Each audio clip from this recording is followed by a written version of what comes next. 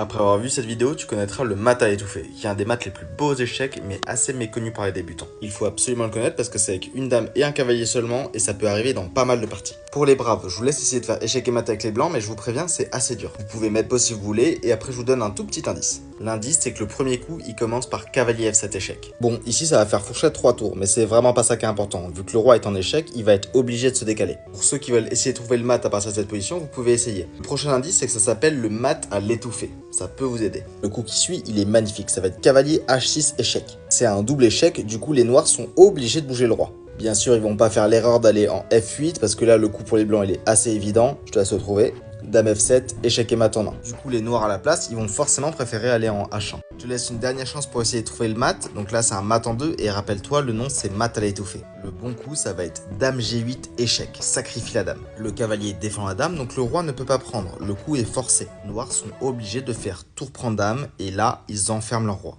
Bon, là, normalement, tu l'as vu venir. Cavalier F7, échec et mat à l'étouffer. Bon, même si c'est un mat qui semble un peu technique, en réalité, une fois que tu as compris la mécanique, tu vas pouvoir le retrouver dans tes parties. Donc pense à t'en souvenir.